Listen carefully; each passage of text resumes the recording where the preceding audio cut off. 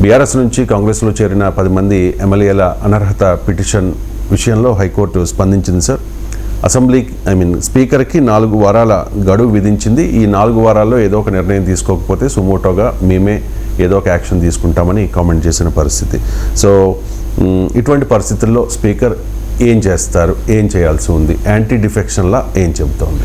Anti defection law పైన సుప్రీంకోర్టులో చెప్పిన తీర్పులో, హైకోర్టు చెప్పిన తీర్పులే ఫైనల్. యాంటీ డిఫెక్షన్ లా స్పీకర్కు ఈ పలానా సమయంలోగా ఈ నిర్ణయం తీసుకోమని ఈ చట్టంలో లేదు. దాన్ని ఉపయోగించుకొని స్పీకర్లు ఇప్పుడే కాదు, ఈవెన్ బీఆర్ఎస్ అధికారంలో ఉన్న సమయంలో కూడా ఇవాళ పిటిషన్ వేసింది బీఆర్ఎస్, కానీ బీఆర్ఎస్ అధికారంలో ఉన్న సమయంలో కూడా ఇదే పని చేశారు. స్పీకర్లు నిర్ణయాలు తీసుకోరు చివరి వరకు కూడా. మరి రాజ్యాంగంలోని 10వ షెడ్యూల్లో ఫిరాయింపు నిరోధక చట్టంలో స్పీకర్ పలానా సమయంలోగా నిర్ణయం తీసుకోవాలని లేదు. స్పీకర్ ఏమో నేను పరిశీలిస్తున్నా అంటాడు. ఈ సమస్యకు పరిష్కారం ఏంటి? ఇప్పుడు రాజ్యాంగంలో రచించినప్పుడు ఏం చేస్తారంటే, రాజ్యాంగబద్ధమైన పదవుల్లో ఉన్న వ్యక్తులు రాజ్యాంగబద్ధంగానే వ్యవహరిస్తారని నమ్మి విశ్వసించి రాజ్యాంగ రచన జరుగుతుంది. ఉదాహరణకు గవర్నరు దగ్గరికి మంత్రిమండలి ఆమోదించిన తర్వాత శాసనసభ ఆమోదించిన బిల్లు గవర్నర్ దగ్గర సంతకానికి వస్తుంది.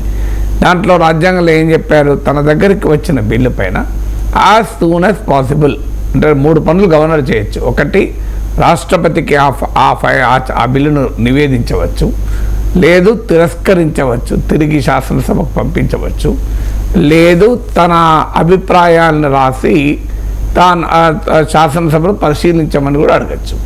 ఇవేవి చేయకుండా తన దగ్గర పెట్టుకుంటారు. రాజ్యాంగంలో ఏం చెప్పారో యాజ్ సూన్ యాజ్ పాసిబుల్ అని ఉంది. సో యాజ్ సూన్ యాజ్ పాసిబుల్కి ఎన్ని రోజులు ఎవరు నిర్వచించలేరు.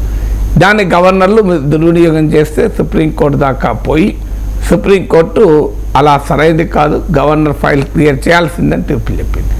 అలాగే యాంటీ డిఫెక్షన్ లాలో స్పీకరు ఒక రాజ్యాంగబద్ధంగా వ్యవహరిస్తారన్న నమ్మకంతో, విశ్వాసంతో యాంటీ డిఫెక్షన్ లాలో స్పీకర్ ఇన్ని రోజుల్లోనే నిర్ణయించాలని లేదు. దాన్ని ఉపయోగించుకొని ఇండెఫినెట్గా దాన్ని వాయిదా వేస్తూ వచ్చారు.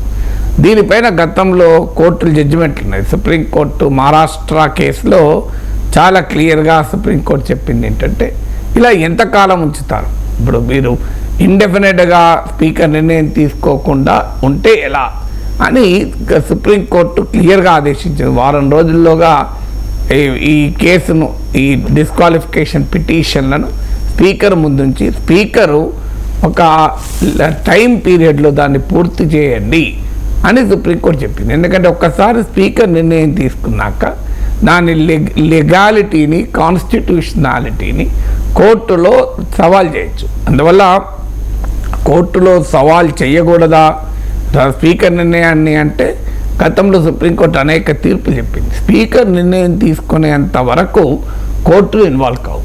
అంటే కోర్టులు స్పీకర్ నిర్ణయం తీసుకున్నాక మాత్రం ఆ నిర్ణయము సబ్స్టాన్షియల్ కేస్ ఆఫ్ ఇల్లీగాలిటీ ఉంటే, అంటే సబ్స్టాన్షియల్ కేస్ ఆఫ్ ఇర్రెగ్యులారిటీ ఉంటే కోర్టులు ఇన్వాల్వ్ కావు.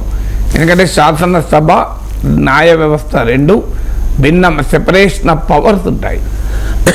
అంటే మన రాజ్యాంగం ప్రకారం ఎగ్జిక్యూటివ్, లెజిస్లేచర్, జ్యుడిషియరీ 3 అంగాలు కనుక వాటికున్న రాజ్యాంగబద్ధమైన హోదా రీత్యా కోర్టులు సాధారణంగా శాసనసభ వ్యవహారాల్లో జోక్యం చేసుకోవు. కానీ స్పీకర్ నిర్ణయం కనుక సబ్స్టాన్షియల్ కేస్ ఆఫ్ ఇల్లీగాలిటీగా ఉన్నా, అన్కాన్స్టిట్యూషనల్గా ఉన్నా, ultra virus to the constitution ఉంటుంది, అంటే రాజ్యాంగానికి విరుద్ధంగా ఉంటే కోర్టులు నిర్ణయం తీసుకోవచ్చు. అందువల్ల స్పీకర్ నిర్ణయాలపైన న్యాయ సమీక్ష ఉండదు, జ్యుడిషియల్ రివ్యూ ఉండదు అన్నది నిజం కాదు. స్పీకర్ నిర్ణయాల్ని కోర్టులు సమీక్షించవచ్చు. అయితే ఎప్పుడు స్పీకర్ నిర్ణయం తీసుకోవాలి? స్పీకర్ మరి నిర్ణయం ఎంతకాలము తీసుకోకపోతే ఏం చేయాలి అన్నప్పుడు జ్యూరిస్ప్రుడెన్స్ ఎవాల్వ్ అయింది. ఎప్పుడైనా ఒక చట్టం చేసేటప్పుడు భవిష్యత్తులో ఏమి జరుగుతుంది, ఎలా దీన్ని దుర్వినియోగం చేస్తారని అన్నీ ఊహించి చేయలేరు. చట్టం చేశాక అనుభవాల నుంచి కోర్టులు వాటిని అన్వయిస్తుంటాయి. దీన్నే జ్యూరిస్ప్రుడెన్స్ అంటారు. అందువల్ల ఏ చట్టమైనా అర్థం కావాలంటే చట్టంలో ఏముంది చదవాలి, రాజ్యాంగంలో ఏముంది చదవాలి, వాటిపైన కాన్స్టిట్యూషనల్ కోర్ట్స్ అయిన సుప్రీంకోర్టులు, హైకోర్టులు ఇచ్చినటువంటి ఇంటర్ప్రిటేషన్ భాష్యం కూడా చేయాలి. అందువల్ల స్పీకరు ఇండెఫినెట్గా తన నిర్ణయం తీసుకోకుండా ఉంచలేడు అని మహారాష్ట్ర ఎమ్మెల్యేల డిస్క్వాలిఫికేషన్ కేసులో సుప్రీంకోర్టు తీర్పు చెప్పింది. డివై చంద్రచూడ్ చీఫ్ జస్టిస్ నాయకత్వం ధర్మాసనం. అలాగే Meghachandra Singh versus Manipur speaker of the Manipur legislative అసెంబ్లీలో కూడా క్లియర్గా కోర్టు ఈ సమయంలోగా మీ నిర్ణయం తీసుకోండి, మీ నిర్ణయం తీసుకున్నాక ఆ నిర్ణయం పైన పిటిషనర్లకు అభ్యంతరం ఉంటే దాని రాజ్యాంగ భద్రతను సమీక్షిస్తామన్నారు. అందువల్ల ఈ సుప్రీంకోర్టు మహారాష్ట్ర ఎమ్మెల్యేల కేసులు ఇచ్చిన తీర్పు, Meghachandra Singh versus speaker of the Manipur legislative assembly, ఈ తీర్పుల నేపథ్యంలో ఇవి కాకుండా ఇంకా అనేక తీర్పులు ఉన్నాయి. ఈ యాంటీ డిఫెక్షన్ లా పైన చారిత్రాత్మకమైన క్యోటో హాల్ అని తీర్పు ఉంది. సో మీకు ఇలా వివిధ తీర్పులు ఉన్నాయి. సో ఆ తీర్పులన్నిటినీ సమీక్షించి చివరకు హైకోర్టు ఇచ్చిన తీర్పు ఏంటంటే మీరు ఈ పీరియడ్లోగా మీరు నిర్ణయం తీసుకోండి, మీరు తీసుకోకపోతే మేమే సుయోమోటోగా చేపడతామన్నది. ఇది చాలా కీలకమైనది. అంటే సాధారణంగా కోర్టులు స్పీకర్కు ఈ సమయంలోగా మీరు నిర్ణయం తీసుకోండి అని చెప్పడమే ఎక్కువైతే, ఇప్పుడు ఈ సమయంలోగా నిర్ణయం తీసుకోమని చెప్పడమే కాదు, మీరు కనుక తీసుకోకపోతే మేము సుయోమోటోగా మేమే అంటే మా అంతటా మేమే ఈ కేసును విచారిస్తామని. ఎందుకంటే హైకోర్టు అన్నది ఏంటంటే ఇప్పుడు మీకు డిస్క్వాలిఫికేషన్ పిటిషన్ వేశారు, మీరు 5 ఏళ్ల దాకా నిర్ణయం తీసుకోకపోతే ఇక మరి ఏంటి దానికి పరిష్కారం? ఆ పిటిషన్కి వాల్యూ ఏంటి? మీరు 5 ఏళ్ల దాకా నిర్ణయం 4.5 ఏళ్ళ దాకా నిర్ణయం తీసుకోకపోతే పిటిషన్లకు ఏ రకమైన న్యాయం జరుగుతుంది? అందువల్ల మీరు నిర్ణయమే తీసుకోవాలి, తీసుకున్న తర్వాత చర్చ ఏంటి అనేది అంటూ చాలా క్లియర్గా హైకోర్టు ఆదేశం ఇచ్చింది కనుక బహుశా సుప్రీంకోర్టుకు వెళ్ళినా ఇంతకన్నా భిన్నమైన తీర్పు వస్తుందని అనుకోను. అందువల్ల సుప్రీంకోర్టు అయినా అదే చెప్తుంది, స్పీకర్ నిర్ణయం తీసుకోవాలని. స్పీకర్ నిర్ణయం తీసుకుంటే ఏమని తీసుకోవాలి?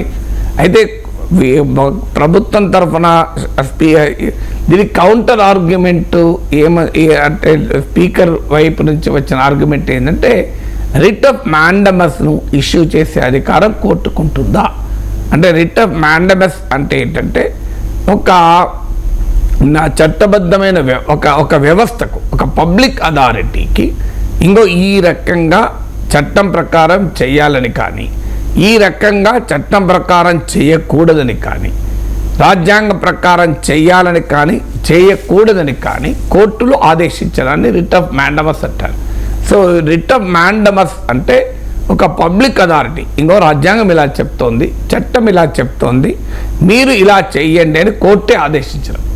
సో ఈ మ్యాండమస్ రిట్ అనేది కోర్టు స్పీకర్కు ఎలా ఇస్తుంది, ఒక రిట్ ఆఫ్ మ్యాండమస్ ఎలా ఆదేశాన్ని ఇస్తుంది అనేది ప్రధానంగా కౌంటర్ ఆర్గ్యుమెంట్. కానీ కోర్టు అన్నది ఏంటంటే మేము స్పీకర్ ఆదేశించడం లేదు, స్పీకర్ పట్ల స్పీకర్కున్న రాజ్యాంగబద్ధమైన హోదా పట్ల సంపూర్ణ గౌరవాన్ని వ్యక్తం చేస్తూనే మీరు ఈ సమయంలోగా నిర్ణయం తీసుకోండి అని.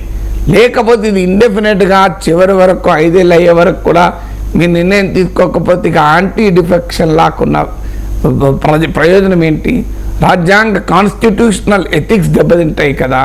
కాన్స్టిట్యూషనల్ లా ఎవరికైనా స్పీకర్ అయినా కోర్టు అయినా ఎవరైనా రాజ్యాంగానికి లోబడే కదా. సో అందువల్ల ప్రజాస్వామిక మౌలిక సూత్రాలకి ఇది భిన్నము. ఒక పార్టీ తరఫున ఎమ్మెల్యేగా గెలిచి మరో పార్టీ తరఫున ఎంపీగా పోటీ చేస్తే ఏమనాలి? ఇంతకన్నా ప్రజాస్వామ్యానికి ఉంటుంది. ఇక యాంటీ డిఫెక్షన్ లా ఉద్దేశం ఏంటి అనేది కోర్టు వాదన. అందువల్ల క్లియర్గా ఇప్పుడు స్పీకర్ నిర్ణయం తీసుకోవాల్సి ఉంటుంది. లేదు స్పీకర్ సుప్రీంకోర్టు దాకా వెళ్ళారనుకోండి, బహుశా సుప్రీంకోర్టులో కూడా ఇంకో 2 నెలలో 3 నెలలో సాగదీయవచ్చేమో, కానీ సుప్రీంకోర్టు కూడా ఇంతకు భిన్నమైన తీర్పు చెప్తుంది అనుకోను. ఎందుకంటే ఆల్రెడీ మహారాష్ట్ర ఎమ్మెల్యేల కేసు ఉంది, ఆల్రెడీ మీకు మేఘచంద్ర సింగ్ కేసు ఉంది. అందువల్ల ఈ కేసుల నేపథ్యంలో బహుశా సుప్రీంకోర్టు కూడా అంటే జ్యుడిషియల్ మైండ్ కనుక మనం స్టడీ చేస్తే, వివిధ కోర్టు తీర్పుల సారాంశాన్ని పరిశీలిస్తే ఖచ్చితంగా నా అంచనా అయితే సుప్రీంకోర్టు అయినా నిర్ణీత కాల ప్రాతిపదిక పైన స్పీకర్ నిర్ణయం తీసుకోవాలని చెప్తారు తప్ప ఇండెఫినెట్గా మీరు నిర్ణయం తీసుకోకుండా అలాగే ఉంచుకోండి, దానిపైన ఏమీ మేము చెప్పము, అని కోర్టు అయినా చెప్తుందని అనుకోవాలి. అది ఒకప్పుడు చెప్పచ్చు, కానీ ఇప్పుడు over a period of time అనుభవం ఆధారంగా కోర్టులకు కూడా ఈ జూరిస్ప్రుడెన్స్ ఎవాల్వ్ అవుతుంది. సో అందువల్ల ఒకవేళ మరి అలా అప్పుడు ఏం చేయాలి? ఇంకో ఆప్షన్ ఏంటి?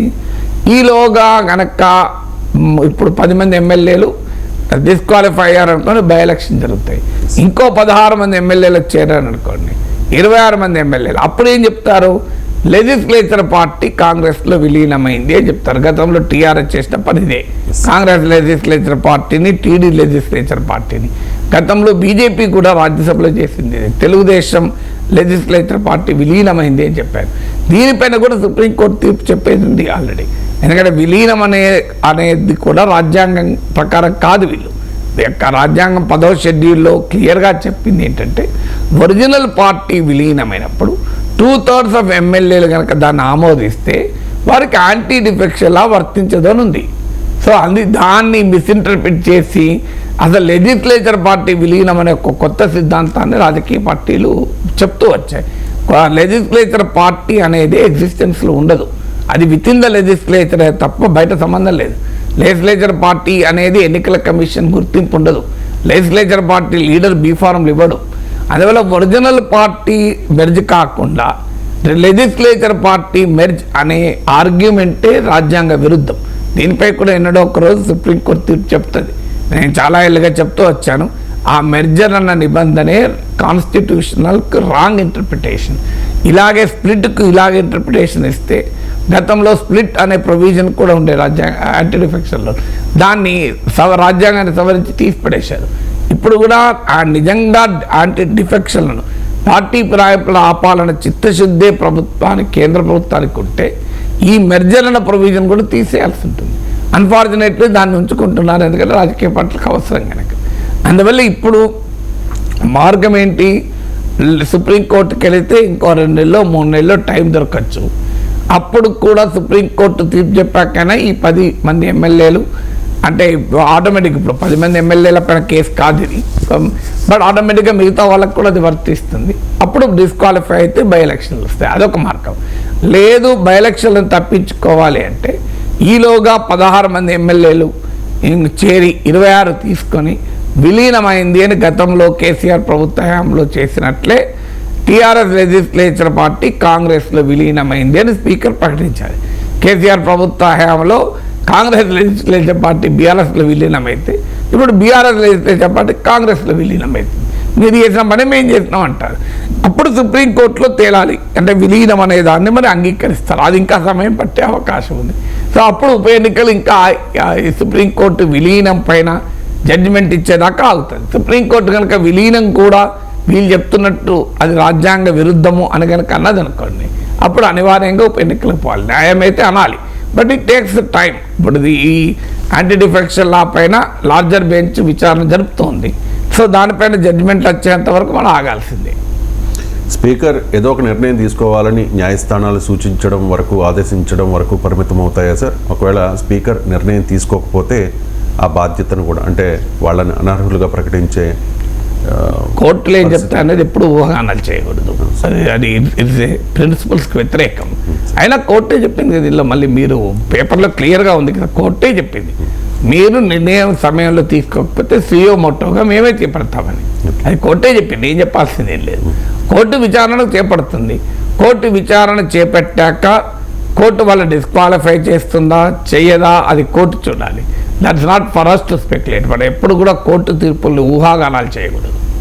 PSC chairman, public accounts committee chairman పదవి ప్రతిపక్ష నేత సూచించిన వారికి, ముఖ్యంగా ప్రతిపక్ష నాయకులకి ఇస్తూ ఉంటారు. అదొక సాంప్రదాయంగా ఉంది సార్. కానీ ఇప్పుడు పార్టీ ఫిరాయించిన, అంటే పార్టీ మారిన, బీఆర్ఎస్ నుంచి కాంగ్రెస్ పార్టీలకు వెళ్ళిన శేర్లింగంపల్లి ఎమ్మెల్యే అరకపూడి గాంధీని పిఎస్సి చైర్మన్గా నియమించారు. సో రూల్స్ ఏం చెప్తూ ఉన్నాయి సార్? ఇది కూడా, దీని మీద కూడా కోర్టుకు వెళ్ళే అవకాశం ఉంటుందా?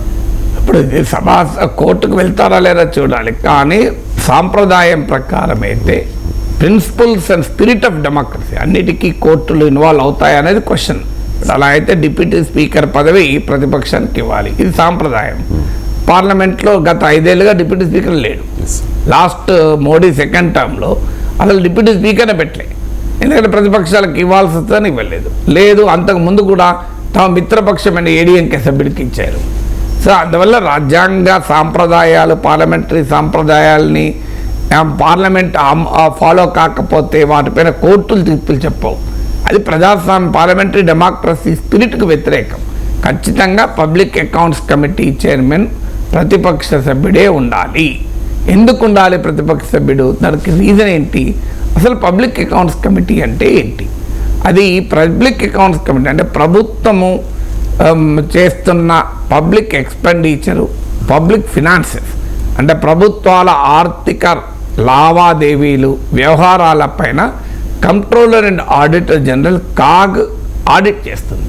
దాంట్లో వివిధ రకాల ఆడిట్ ఇంక్లూడింగ్ ఇటీవల కాలంలో పర్ఫార్మెన్స్ ఆడిట్ కూడా చేస్తుంది. అంటే ఒక పథకం గురించి కానీ, ఒక ప్రాజెక్ట్ గురించి కానీ, ఇలా చాలా వివరంగా ఒక రాష్ట్ర ఆర్థిక స్థితిగతుల గురించి కానీ వీటన్నిటిపైన కాగ్ ఆడిట్ చేస్తుంది. కాగ్ ఆడిట్ చేసి ఎప్పటికప్పుడు రిపోర్ట్లు గవర్నర్కి సమర్పిస్తుంది. గవర్నర్ దాన్ని అసెంబ్లీ ముందు పెడతారు. అసెంబ్లీ ఆ కాగ్ రిపోర్ట్లను చర్చించాలి. కానీ అసెంబ్లీ మొత్తము కాగ్లో ఉన్న రిపోర్ట్లో ఉన్న 100 పేజీలను చర్చించడం సాధ్యం కాదు కనుక దానికి పబ్లిక్ అకౌంట్స్ కమిటీ పెడతారు. సో పబ్లిక్ అకౌంట్స్ కమిటీ ఏంటి? ముందు కాగ్ నివేదికల్లో ఉన్న పారాగ్రాఫ్ను మరింత లోతుగా విచారణ జరిపి పబ్లిక్ అకౌంట్స్ కమిటీ అసెంబ్లీకి తన నివేదిక ఇస్తుంది. అంటే ఏంటి? ఇది ఒక రకంగా ప్రభుత్వం పైన ఒక అడ్వర్సోరియల్ కమిటీ, అంటే క్రిటికల్ అడ్వర్సోరియల్ కమిటీ. ప్రభుత్వాన్ని సమర్థించి ప్రభుత్వం ఏమి చేసినా జైగొట్టడానికి ఉన్న కమిటీ కాదు ఇది.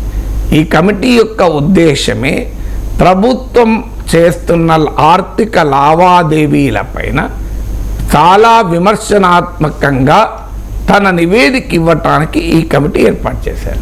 మరి అలాంటప్పుడు అధికార పార్టీకి సంబంధం ఉన్న వ్యక్తో, అనుబంధంగా ఉన్న వ్యక్తో, అధికార పార్టీకి చెందిన వ్యక్తి ఉంటే దాని spirit of the public accounts కమిటీకి ఇది విరుద్ధం.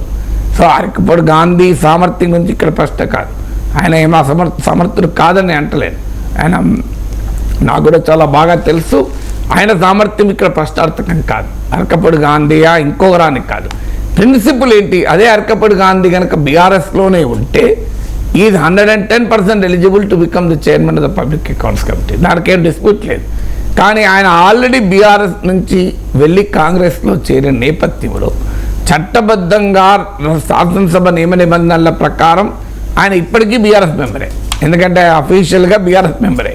కానీ అందరికీ తెలిసిన కాంగ్రెస్లో చేరాడు. అలాంటప్పుడు అధికార పార్టీకి అనుబంధంగా ఉన్న సభ్యున్ని ఏ రకంగా పబ్లిక్ అకౌంట్స్ కమిటీ చైర్మన్గా ఇస్తారు? అది స్పిరిట్ ఆఫ్ పార్లమెంటరీ డెమోక్రసీకి విరుద్ధం. ఇక దాన్ని కోర్టులు ఇన్వాల్వ్ అవుతాయా?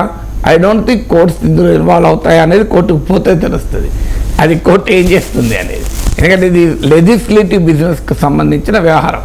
ఎందుకంటే శాసనసభ నిర్ణయం, శాసనసభ వ్యవహారాల ప్రతి దాంట్లో కోర్టులు జోక్యం చేసుకుంటాయా అంటే ఇప్పటి వరకు ఉన్న జ్యూరిస్ప్రుడెన్స్ ఏంటంటే సబ్స్టాన్షియల్ కేస్ ఆఫ్ ఇర్రెగ్యులారిటీ ఉంటే కోర్టులు జోక్యం చేసుకోవు. సబ్స్టాన్షియల్ కేస్ ఆఫ్ ఇల్లీగాలిటీ ఉంటే కోర్టులు జోక్యం చేసుకుంటాయి. చిన్న డౌట్ సార్, ఇక్కడ అఫీషియల్గా అయితే ఆయన కండువా మార్చుకున్నారు కానీ టెక్నికల్గా ఆయన బీఆర్ఎస్ ఎమ్మెల్యేనే. అదే అంటున్నాను. టెక్నికల్గా బీఆర్ఎస్ ఎమ్మెల్యే కనుక ఆయనకి ఇచ్చామని స్పీకర్ వైపు నుంచి, ప్రభుత్వం వైపు నుంచి ఆర్గ్యుమెంట్ ఉంటుంది. కానీ టెక్నికాలిటీస్ ఇష్యూ కాదు కదా. పొలిటికల్ ఇదే democracy functions on political basis, not on technical basis. ప్రజాస్వామ్యం సాంకేతికపరమైన అంశాలపైన పనిచేయదు. అదేమన్నా ఈ మైకు సాంకేతికపరమైన అంశాలపైన పనిచేస్తుంది. మైకు డెమోక్రటిక్ లాగా పనిచేయదు, అది మెకానికల్. దాని టెక్నికల్గా పనిచేస్తుంది. కానీ democracy doesn't function on technicality. Democracy functions on the spirit of politics కదా. సో ప్రజాస్వామిక స్ఫూర్తి ఏం చెప్తుంది మనందరికీ తెలుసు. ఆయన పార్టీ కండువా మార్చుకుంటే ఆటోమేటిక్గా voluntarily giving up the membership of the party అన్నట్లే. So voluntarily giving up of the membership of the party అంటే ఆయన ఎన్నికైన రాజకీయ పార్టీతో ఆయన లేడు ఇప్పుడు. సో లేనప్పుడు ఆయన బీఆర్ఎస్ ఎమ్మెల్యే ఎలా అవుతాడు? బీఆర్ఎస్ పోనీ ప్రతిపక్ష నేత సూచించాడు ఆయన పేరును. జనరల్గా సభా కమిటీల్లో ఆ సభాపక్ష నేతలు సూచిస్తారు. సభాపక్ష నేతలు ఎవరైనా ఇండిపెండెంట్లు ఉంటే ఆ ఇండిపెండెంట్లను సభాపతి నిర్ణయిస్తాడు తప్ప సాధారణంగా ఏ కమిటీ అయినా నేను అనేక కమిటీల్లో, శాసనసభ కమిటీలో పనిచేశాను కనుక చెప్తున్నాను. సాధారణంగా ఇంకా పబ్లిక్ అకౌంట్స్ కమిటీ చాలా పవర్ఫుల్ కమిటీ.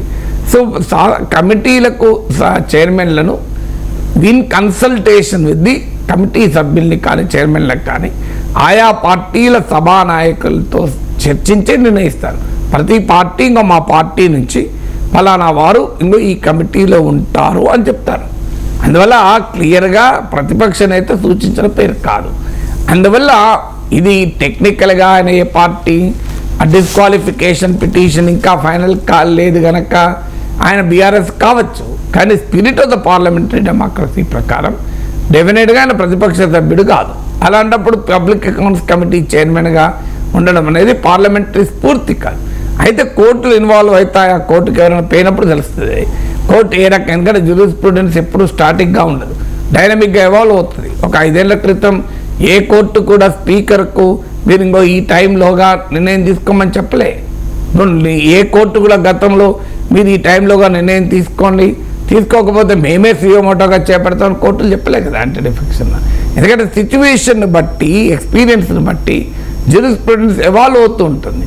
సో అందువల్ల ఇప్పుడు కోర్టుకు ఎవరైనా పోతే సభా సాంప్రదాయాల గురించి, సభా నియమ నిబంధనల గురించి సాధారణంగా కోర్టులు జోక్యం చేసుకోవు.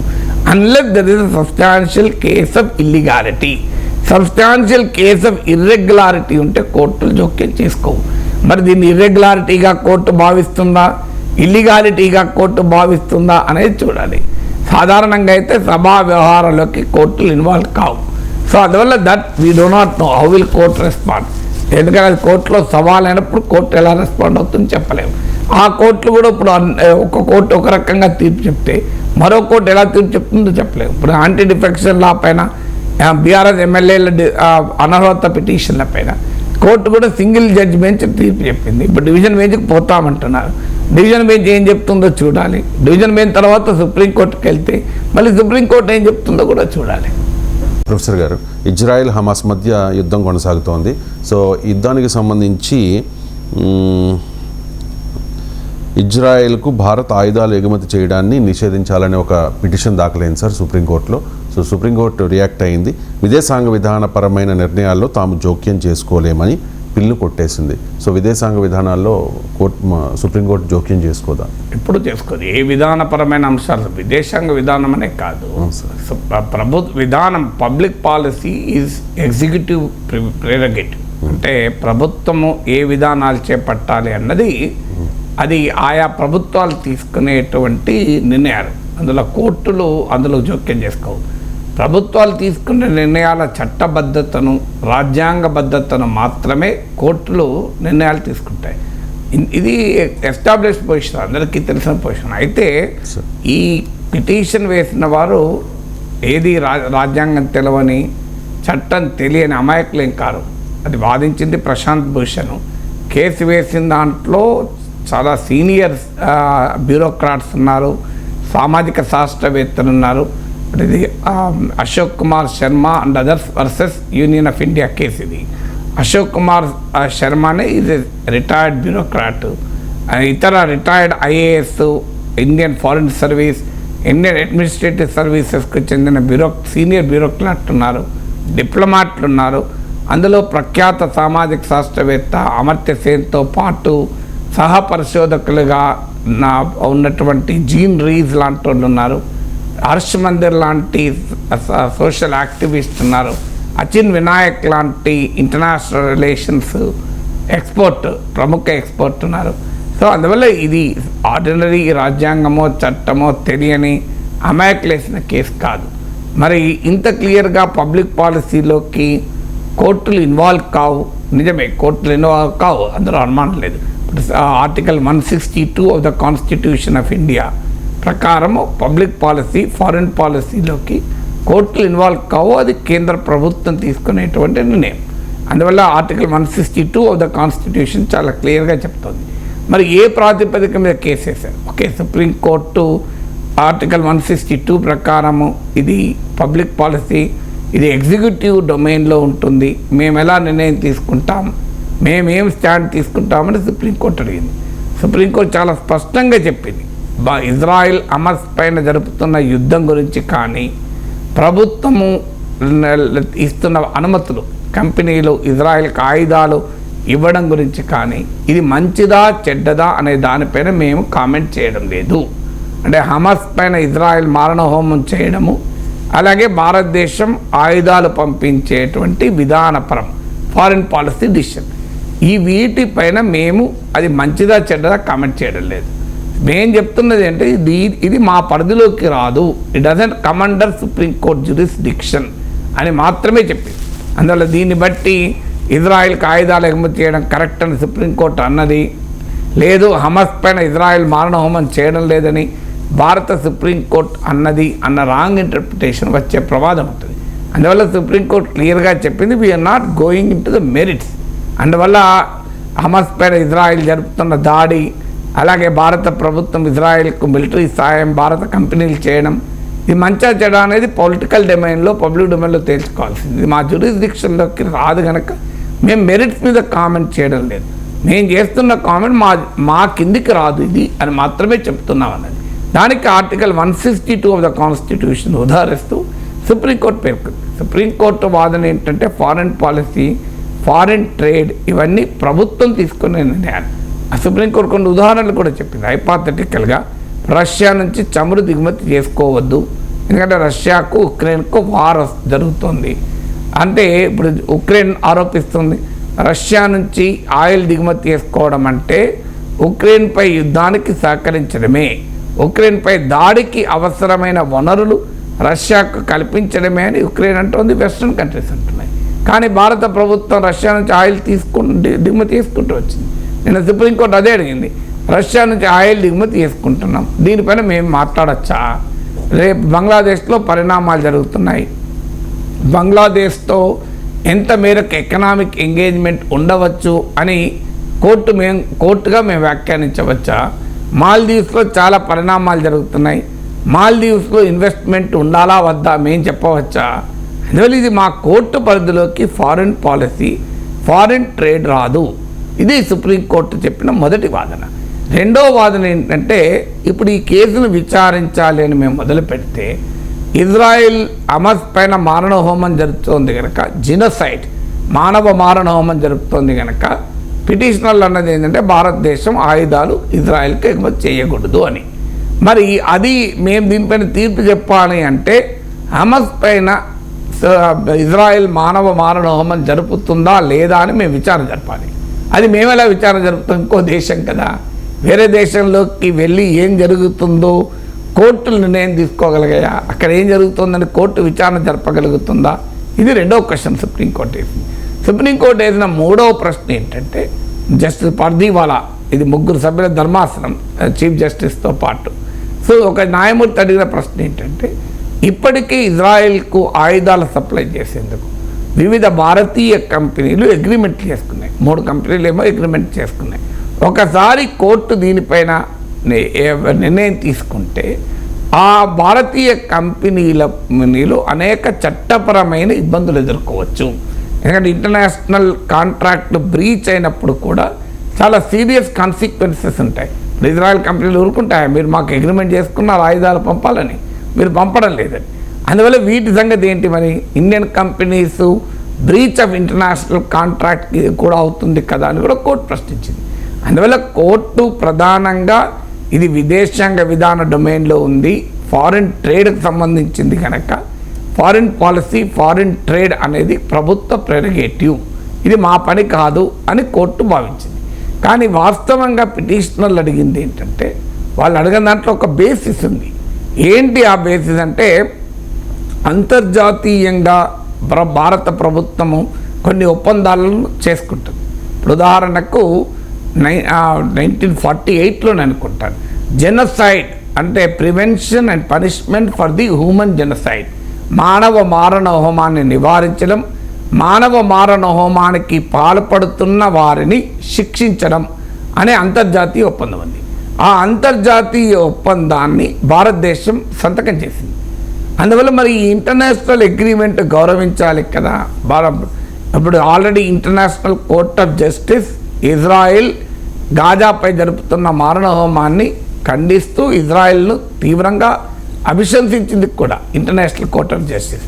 అందువల్ల ఇంటర్నేషనల్ కోర్ట్ ఆఫ్ జస్టిస్ క్లియర్గా చెప్పాక ఒక అగ్రిమెంట్ భారతదేశం human genocide prevention and punishment ఒప్పందంలో భాగమైంది కనుక భారత రాజ్యాంగంలోని ఆర్టికల్ 51C ఏం చెప్తుందంటే fostering international law and international treaties అని చెప్తుంది. అంటే ప్రభుత్వం పైన బాధ్యత ఉంటుంది కదా, ఈ అంతర్జాతీయ చట్టాలు అమలయ్యేలా చూడడము, అంతర్జాతీయ ఒప్పందాలను భారతదేశం అంగీకరించినప్పుడు వాటిని ఫాలో కావడం రాజ్యాంగంలోని 51C ప్రకారం fostering international law and treaties అనేది ప్రభుత్వ బాధ్యత అనేది పిటిషనర్ల వాదన. అందువల్ల ఇంటర్నేషనల్ ఇది వేరే దేశానికి సంబంధించిందంటే భారతదేశం human genocide prevention and punishment ఒప్పందంలో భాగం. అందువల్ల ఎప్పుడైనా ఫారిన్ పాలసీ కూడా మన రాజ్యాంగానికి భిన్నంగా మన చట్టాలకు భిన్నంగా ఎలా ఉంటుంది అన్నది పిటిషనర్ల వాదన. పిటిషనర్ల తరఫున ప్రశాంత్ భూషణ్ సుప్రీంకోర్టులో వినిపించిన వాదనది. The foreign policy should also be read into the constitution and law of the country. దేశ రాజ్యాంగము దేశంలోని చట్టాలకు విరుద్ధంగా విదేశాంగ విధానం కూడా ఉండకూడదు కదా. విదేశాంగ విధానం ప్రభుత్వ డొమైన్లో ఉంటుంది అది నిజమైనప్పటికీ కూడా మరి ఎలా ఆర్టికల్ 162 ద కాన్స్టిట్యూషన్ ప్రకారం విదేశాంగ విధానం ప్రభుత్వ డొమైన్లో ప్రభుత్వం తీసుకునే నిర్ణయం, కానీ మరి ప్రభుత్వం తీసుకునే నిర్ణయం ఆర్టికల్ 162 ప్రకారం అది కూడా భారత రాజ్యాంగానికి చట్టానికి లోబడి ఉండాలి కదా. ఆర్టికల్ 51C క్లియర్గా చెప్తుంది కదా అంతర్జాతీయ చట్టాలను గౌరవించాలి, అంతర్జాతీయ ఒప్పందాలను గౌరవించాలని. మరి భారతదేశం human genocide prevention and punishment అగ్రిమెంట్లో భాగమైనప్పుడు international court of justice Israel genocide మారణ హోమానికి పాల్పడుతుందని చెప్పినప్పుడు మనం ఎలా ఆయుధాలు సప్లై చేస్తాం? మనం ఆయుధాలు సప్లై చేయడం ద్వారా ఈ మారణ హోమానికి సహకరించిన వాళ్ళమవుతాం కదా అని పిటిషనర్ల వాదన. ఇక రెండవ వాదన ఏంటి అంటే పిటిషనర్లది ఆర్టికల్ 21 ఆఫ్ ద కాన్స్టిట్యూషన్. ఇది రైట్ టు లైఫ్, జీవించే హక్కు ఇది ఇస్తుంది. జీవించే హక్కు కేవలం భారతీయులకు ఇవ్వదు, ఈవెన్ నాన్ సిటిజన్స్ కూడా జీవించే హక్కు ఉంటుంది. అంటే article 21 of the constitution of India extends right to life extends to non citizens also. ఉదాహరణకు ఫారినర్ ఇండియాకి వస్తాడు, సో ఫారినర్ ఇండియాకి వచ్చినప్పుడు అతను ఎవరైనా అటాక్ చేస్తారు అనుకోండి, రైట్ టు లైఫ్ ఉండదా? So right to life doesn't apply only to citizens, right to life applies even to non citizens. కనుక పాలస్తీనా ప్రజల జీవించే హక్కును ఇజ్రాయెల్ కాలరాస్తోంది కనుక దానికి భారతీయ దేశం ఆయుధాలు ఎగుమతి చేసి సహకరించకూడదు. భారతదేశం ఆయుధాలు ఎగుమతి చేసి పాలస్తీనా ప్రజల జీవించే హక్కును హరించడం కూడా భారత రాజ్యాంగంలోని ఆర్టికల్ 21కు విరుద్ధము అని పిటిషనర్ల వాదన. అఫ్కోర్స్ సుప్రీంకోర్టు ఈ వాదనలు అంగీకరించలేదు. సుప్రీంకోర్టు మాత్రం ఆర్టికల్ 162 ప్రకారం ఫారిన్ పాలసీ ఫారిన్ ట్రేడ్ అనేది సుప్రీంకోర్టు పరిధిలోకి రాదు, అది ప్రభుత్వ పరిధిలోని అంశము. ఇలా అన్ని అంశాల్లోకి మేము ఇన్వాల్వ్ అయితే మా జ్యూరిస్డిక్షన్ ఎక్స్టెండ్ చేస్తే ఈ కోర్టు అనవసర ఇబ్బందులు ఎదుర్కోవాల్సి వస్తుంది, అందువల్ల ఆ జోలికి పోము అనేది సుప్రీంకోర్టు తీసుకున్న నిర్ణయం. ప్రపంచ దేశాలను వణికిస్తున్న మరో వ్యాధి మంకీ పాక్స్. సో ఇప్పటికే ఆఫ్రికాలో ఇది ప్రబలింది సార్. పాకిస్తాన్లో కూడా కొన్ని కేసులు చూసాం. రీసెంట్గా హర్యానాలో ఒక యువకుడికి ఈ లక్షణాలు వస్తే పాజిటివ్గా నిర్ధారణ అయింది. ఢిల్లీలో మరో 2 కేసులు పాజిటివ్గా లక్షణాలు కనిపిస్తున్నట్టుగా మనకున్న సమాచారం. సో మంకీ పాక్స్ విజృంభించే అవకాశం ఉన్న నేపథ్యంలో ఏం చేయాల్సి ఉంది? అసలు విజృంభించే అవకాశమే లేదని ప్రభుత్వం చెప్తుంటే ఇదే మీడియాకు ఉండే సమస్య. ఈ మీడియాకు ఉండే అజ్ఞానం వల్ల సమాజానికి అజ్ఞానాన్ని పంచుతాం. విజృంభించే పరిస్థితులు ఉన్నాయని ఎవరు చెప్పారు మీకు? మీరెలా డిసైడ్ చేస్తారు విజృంభించే పరిస్థితులు ఉన్నాయని? మీరు నేను కాదు కదా రవిశంకర్ నిర్ణయించాల్సింది. ప్రభుత్వము నిన్న ఇచ్చిన అడ్వైజరీలో క్లియర్గా చెప్పింది కేంద్ర ప్రభుత్వం, నో వైడ్ స్ప్రెడ్ ఫియర్స్ అని క్లియర్గా చెప్పింది. ఇది విజృంభించే అవకాశము ఉన్నదని ఎక్కడా ప్రభుత్వం చెప్పలేదు. మీరు అడగడం కూడా లాభం ప్రశ్న, ఎందుకంటే మీడియాలో అవగాహన రాహిత్యం వల్ల మీడియాలో ఇలాంటివి మీరు అడిగారంటే మీరు ఎక్కడో చదివే కదా అడిగింది, సో మీ తప్పని నేను అనడం లేదు. అందువల్ల ఇలాంటి యొక్క రాంగ్ అండర్స్టాండింగ్ మీడియా ముఖ్యంగా పబ్లిక్ హెల్త్ గురించి కోవిడ్ అప్పుడు కూడా చూసాం మనం. ఏది పడితే అదే మీడియాలో, సోషల్ మీడియాలో కంటెంట్ పంపిస్తూనే ఉంటారు. లెటర్స్ ఇలాంటి అంశాలపైన అథారిటేటివ్ గవర్నమెంట్ అకౌంట్స్ను, అథారిటేటివ్ రిసర్చ్ను మాత్రమే యాక్సెప్ట్ చేయాలి. ఇష్టం వచ్చినట్టుగా ఇన్ఫర్మేషన్ మనం జనానికి ఇవ్వకూడదు, ప్యానిక్ పెంచకూడదు. అందువల్ల ఇది అనవసర భయాందోళన క్రియేట్ చేయకూడదు. నిన్న కేంద్ర ప్రభుత్వం ఇచ్చిన రాష్ట్రాలకు, కేంద్ర పాలిత ప్రాంతాలకు, స్టేట్స్ అండ్ యూనియన్ టెరిటరీస్కి ఇచ్చిన అడ్వైజరీలో no fear of wide spread virus, ఇది వైడ్ స్ప్రెడ్గా వ్యాప్తి చెందుతుంది అన్న భయాందోళనలకు అవకాశం లేదు అని చెప్పింది. మీరేం చెప్తున్నారు? ఇది విజృంభించే అన్న పదం వాడారు. విజృంభించే, అసలు విజృంభించడమే కాదు, వ్యాపించదని చెప్తుంటే విజృంభించే అని చెప్తున్నారు. ఇంకోటి మీరు అడిగిన ప్రశ్నలో ఇంకో తప్పు కూడా ఏంటంటే, హర్యానాలో ఒక వ్యక్తికి సోకిందన్నారు. కాదది, హర్యానాలో ఒక వ్యక్తికి సోకలే. హర్యానాకు చెందిన వ్యక్తి కావచ్చు, అది ఏ రాష్ట్రానికి వ్యక్తి నేను చూడలేదు. ఒక విదేశాల నుంచి భారతదేశానికి వచ్చిన వ్యక్తికి సోకడం వేరు. ఇప్పుడు హైదరాబాద్లో ఒక వ్యక్తికి సోకడం వేరు, ఇంకోది ఆఫ్రికా నుంచి వచ్చిన ఒక హైదరాబాద్ వ్యక్తికి సోకడం వేరు. హైదరాబాద్లో ఒక వ్యక్తి, హైదరాబాద్ వ్యక్తి, ఈ రెండింటి మధ్య తేడా ఉంది. హైదరాబాద్ వ్యక్తి అంటే అర్థం హైదరాబాద్ వ్యక్తి ఎక్కడికి పోలే, ఆయన ఇక్కడే ఉండగా కూడా స్ప్రెడ్ అయింది అని. హైదరాబాద్కు చెందిన వ్యక్తి అయినా హైదరాబాద్ చెందిన వ్యక్తి బయటికి వెళ్ళి అంటించుకొని వచ్చాడు, ఇక్కడ సంబంధమే లేదు ఇండియాకు. సో ఇది అంటించుకొని వచ్చిన కేసు ఇది. It is a case of travel related infection. It is not a domestic case. మన దేశంలో, మన సమాజంలో స్ప్రెడ్ అయిన కేసు కాదు ఇది. ఈ కేసు మనకు వెస్ట్రన్ ఆఫ్రికాకు వెళ్ళి వచ్చిన ఒక వ్యక్తిలో సిమ్టమ్స్ కనబడితే అతని వెంటనే ఐసోలేట్ చేసి ఆయన పైన ల్యాబొరేటరీ టెస్ట్ జరిపితే కన్ఫర్మ్ అయింది. అందువల్ల it is not a case found in India, it is a case brought in to India. ఈ రెండింటి మధ్య మనకు తేడా అర్థం కావాలి. ఇది భారతదేశంలోకి తీసుకురాబడిన కేసు తప్ప భారతదేశంలో వచ్చిన కేసు కాదు. అందువల్ల ఆల్రెడీ ఇండియాకు వచ్చేసరికే ఆయన మంకీ పాక్స్తో ఎంపాక్స్తో ఇన్ఫెక్ట్ అయి వచ్చాడు, ఇన్ఫెక్ట్ అయి రాచాడు. అందువల్ల ఇది ఇంకొక ముఖ్యమైన అంశం కూడా మీరు అన్నారు కదా, విజృంభించే నేపథ్యంలో అన్నారు కనుక మరో క్లారిఫికేషన్ కూడా. ఇప్పుడు వరల్డ్ హెల్త్ ఆర్గనైజేషన్ దీన్ని public health emergency of international concern అన్నది. కానీ నిన్న కేంద్ర ప్రభుత్వం ఇచ్చినటువంటి ఇన్ఫర్మేషన్లో క్లియర్గా చెప్పింది public health emergency of international concern అని. ఏ స్ట్రెయిన్ అయితే ఉన్నదో ఆ స్ట్రెయిన్ కాదు ఇది అని. అంటే ఇప్పుడు ఒక ఎవల్యూషన్ బయాలజీ ఏం చెప్తుందంటే, ఒక మూల వైరస్ ఒకటి ఉంటుంది, దాని యాన్సిస్టర్ వైరస్ అంటారు. ఆ మూల వైరస్ మ్యుటేషన్ అవుతూ ఉంటుంది. మన కోవిడ్ అప్పుడు కూడా ఈ పదాలు విన్నా, మ్యుటేషన్ అని, వైరస్ ఎవల్యూషన్ బయాలజీ అని. ఎవల్యూషన్ బయాలజీ ఏం చెప్తుందంటే, ఒక యాన్సిస్టర్ వైరస్ నుంచి అనేక రకాల స్ట్రెయిన్స్ ఎవాల్వ్ అవుతూ ఉంటాయి.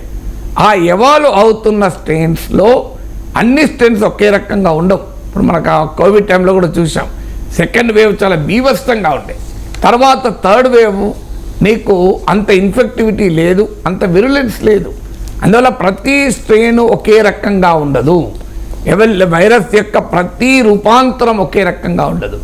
ఇప్పుడు public health emergency of international concern అని వరల్డ్ హెల్త్ ఆర్గనైజేషన్ ప్రకటించిన స్ట్రెయిన్ వేరు, మన దేశంలో రిపోర్ట్ అయిన స్ట్రెయిన్ వేరు. అందువల్ల కూడా ఇది విజృంభించే అవకాశం ఉంది అన్న పదం కరెక్ట్ కాదని చెప్పేది. ఎందుకంటే అది already WHO public health emergency అని చెప్పింది కదా, మన దేశంలో ఒక కేసు నమోదైంది కదా, అంటే మన దేశంలో కూడా పబ్లిక్ హెల్త్ ఎమర్జెన్సీ ఉన్నట్టేనా అనే కంక్లూజన్ కరెక్ట్ కాదు. ఎందుకంటే ఆ స్ట్రెయిన్ వేరు, ఈ స్ట్రెయిన్ వేరు. కోవిడ్ అప్పుడు చూసాం మనం, సెకండ్ వేవ్ థర్డ్ వేవ్ ఒకే రకంగా లేదు కదా. తర్వాత వచ్చిన ఇంకా వేవ్లు కూడా ఉన్నాయి, చిన్న చిన్న వేవ్లు, వాటికి ఏం కాలే కదా మనకు. సెకండ్ వేవ్ ఒక్కటే భయంకరంగా ఉండే కదా. అందువల్ల every strain of the virus is not equally infectious, every strain of the virus is not equally virulent. ఎప్పుడు కూడా ఒక వైరస్లో రెండు కండిషన్ చూడాలి. విరులెన్స్ అంటే అది ఎంత తీవ్రమైన వ్యాధికి కారణమవుతుంది, ఇన్ఫెక్షస్ అంటే అది ఎంత వేగంగా వ్యాప్తి చెందుతుంది అని. ఈ రెండింటిని బట్టి ఒక వైరస్ యొక్క స్ట్రెయిన్ను అంచనా వేసి దానికి మనం ఎంత ఆందోళన చెందాలి ఉంటుంది. అందువల్ల భారతదేశంలో రిపోర్ట్ అయిన ఒక ట్రావెల్ రిలేటెడ్ ఇన్ఫెక్షన్, విదేశాల నుంచి తీసుకొచ్చినటువంటి అంటించుకొని వచ్చిన ఆ కేసు పబ్లిక్ హెల్త్ ఎమర్జెన్సీగా ప్రకటించబడ్డ స్ట్రెయిన్ కాదు. అందువల్ల ఇది విజృంభిస్తుంది అన్న పదం కరెక్ట్ కాదు. అందువల్ల మీరు క్వశ్చన్లో విజృంభిస్తుంది అన్న పదానికి ఇచ్చే రెండో వివరణ. అయితే మరి అదే సమయంలో ఏం చేయాలన్నప్పుడు ఎనీ వైరస్ ఎపిడమిక్ ప్రమాదం ఉంటుంది కనుక, అందులో కోవిడ్ అనుభవం ఉంది కనుక కేంద్ర ప్రభుత్వం రాష్ట్రాలకు, యూనియన్ టెరిటరీ చెప్పిందంటే మీరు ప్రిపేర్ అయి ఉండండి, హాస్పిటల్స్లో ఐసోలేషన్ వార్డులు రెడీ చేసుకోండి. అంటే సిమ్టమ్స్తో వచ్చిన వారైనా, ఈవెన్ కన్ఫర్మ్డ్ కేసు అయినా, ఆల్రెడీ మనకు హైదరాబాద్లో గాంధీ హాస్పిటల్లో ఆల్రెడీ ఎంపాక్స్ ఐసోలేషన్ వార్డ్ ఏర్పాటు చేశారని కూడా చదివాను నేను. అందువల్ల అన్ని రాష్ట్రాల్లో కూడా ఐసోలేషన్ వార్డులను ఏర్పాటు చేసుకొని రెడీగా ఉండాలి. ఎందుకంటే సడన్గా ఎయిర్పోర్ట్లో ఎంపాక్స్ సిమ్టమ్స్తో ఒక వ్యక్తి కనబడతాడు, ఏం చేయాలి? అతన్ని ఎక్కడ తీసుకుపోయి పెట్టాలి? అందువల్ల ఐసోలేషన్ ఫెసిలిటీస్ ఏర్పాటు చేసుకోండి, ఎడ్యుకేట్ చేయండి. ఎందుకంటే హెల్త్ వర్కర్స్కు తెలియాలి. ఇప్పుడు కోవిడ్ వచ్చినప్పుడు అదే సమస్య వచ్చింది. కోవిడ్ వైరస్ను చూసినటువంటి డాక్టర్ లేరు. 100 ఏళ్ల కింద వచ్చింది ఇలాంటి వైరస్.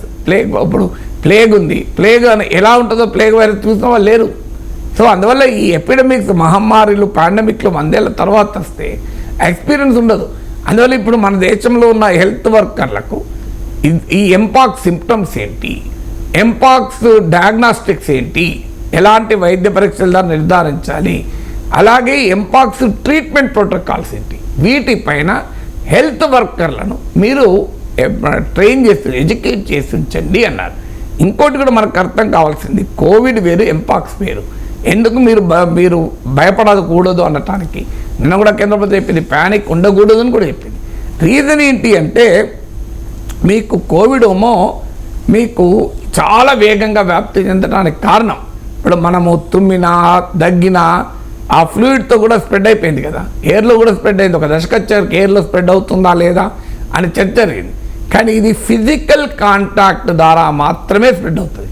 ఇప్పుడు ఉదాహరణకు నీకు ఎంపాక్స్ వచ్చిన అతను, మీరు ఈ బిల్డింగ్లో ఉన్నాడు, ఒక పక్క బిల్డింగ్ కూడా ఏం కాదు, ఈ బిల్డింగ్ కాదు, మీరు నేను అంత దూరం కూర్చున్నా ఏం కాదు. ఒక ఎంపాక్స్ వచ్చిన వ్యక్తి నేను దూరం కూర్చొని మాట్లాడుకుంటే ఏం కాదు ఇది, అన్లెస్ అతను వాడిన వస్తువులు నేను వాడితే, అతనితో క్లోజ్ కాంటాక్ట్లోకి, ఫిజికల్ కాంటాక్ట్లోకి వస్తేనే అప్పుడే స్ప్రెడ్ అవుతుంది హ్యూమన్ టు హ్యూమన్. నార్మల్గా అయితే సెక్షువల్ కాంటాక్ట్లో వస్తుంది. ఒక్కసారి వచ్చినాక ప్రైమరీ సోర్సు అతను ఇతరులను ఇన్ఫెక్ట్ చేయాలంటే అతను వాడిన వస్తువులు వాడాలి, అతనితో ఫిజికల్ కాంటాక్ట్ ఉండాలి, లేదా ఇన్ఫెక్ట్ అయిన ఎనిమల్తోనైనా కాంటాక్ట్ ఉండాలి. అందువల్ల ఇది కోవిడ్ లాగా స్ప్రెడ్ అయ్యేటువంటి వైరస్ కాదు. ఇంకో అడ్వాంటేజ్ కూడా ఏంటంటే, ఈ వైరస్కి ఆల్రెడీ వ్యాక్సిన్ ఉంది. ఇప్పుడు సీరం ఇన్స్టిట్యూట్ కూడా మళ్ళీ ఇంకో వ్యాక్సిన్ రూపొందిస్తోంది. ఆల్రెడీ వ్యాక్సిన్ ఉంది. వ్యాక్సిన్ ప్రివెంటివ్గా వేయవచ్చు. ఒక్కసారి ఎంపాక్స్ వచ్చిన పర్సన్తో కాంటాక్ట్ అయిన వ్యక్తికి 4 రోజుల్లో వైరస్ వేయాలి. సిమ్టమ్స్ ఉంటే 14 రోజుల వరకు, సిమ్టమ్స్ లేకపోతే 14 రోజుల వరకు వేయచ్చు. అందువల్ల ఇవన్నీ ఎందుకు చెప్తున్నానంటే, మన అనవసరంగా పానిక్ స్ప్రెడ్ చేయకూడదు. మీడియా తమకు తెలియకపోతే వదిలేయాలి. పొలిటికల్ న్యూస్లో స్పెక్యులేట్ చేసినట్లు, ఇలాంటి పబ్లిక్ హెల్త్కి సంబంధించిన న్యూస్లో అనవసరపు స్పెక్యులేషన్, ఇదేదో ఆ పడవలు ప్రకాశం బ్యారేజ్ వైపుగా ఎవరు పంపారు అని పత్రికలు ఊహాగానాలు చేసినట్టు దీనిపైన చేయకూడదు. ఎంపాక్స్ వేరు, పడవలు ప్రకాశం బ్యారేజ్ వైపు పోవడం వేరు, రెండు ఒకటి కాదు. అందువల్ల let us be very very very conservative. ఎందుకంటున్నా అంటే, మన మాటలు కన్జర్వేటివ్ అంటే అర్థం ఉన్నది చెప్పకూడదని కాదు, ప్యూర్లీ ఆథెంటిక్ అథారిటేటివ్ ఇన్ఫర్మేషన్ ఇవ్వగలిగితేనే మీడియా ప్రజలకు ఇవ్వాలి. లేకుండా మనము ఒక అనవసరపు భయాందోళనని సమాజంలో కలిగించిన వాళ్ళం అవుతాం.